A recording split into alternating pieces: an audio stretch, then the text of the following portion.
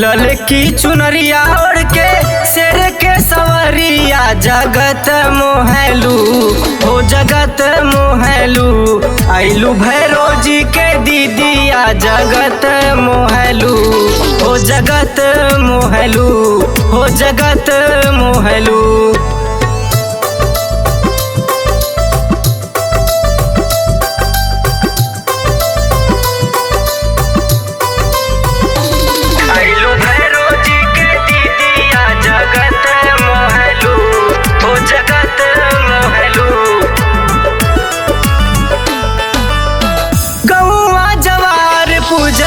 तोहरो चरनिया बघवा पे बैठी माई घूमे सारी दुनिया।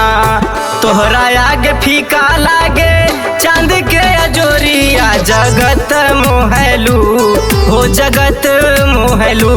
आइलू भैरो जी के दीदिया जगत मोहलू हो जगत मोहलू।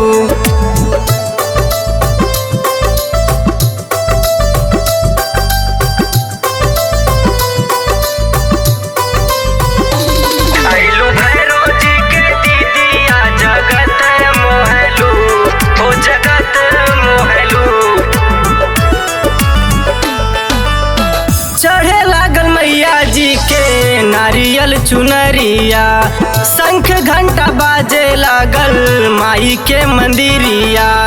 सेवा में तोहरे माई हनुमत पहरिया जगत मोहलू हो जगत मोहलू। आइलू भैरो जी के दीदिया जगत मोहलू हो जगत मोहलू।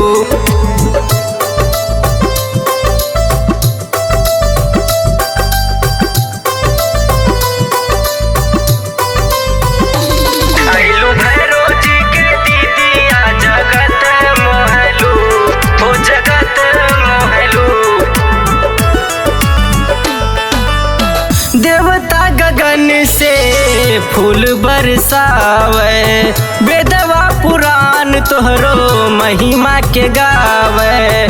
सोहन सुनील संगे पूजले चरनिया जगत मोहलू हो जगत मोहलू। आइलू भैरो जी के दीदिया जगत मोहलू हो जगत मोहलू।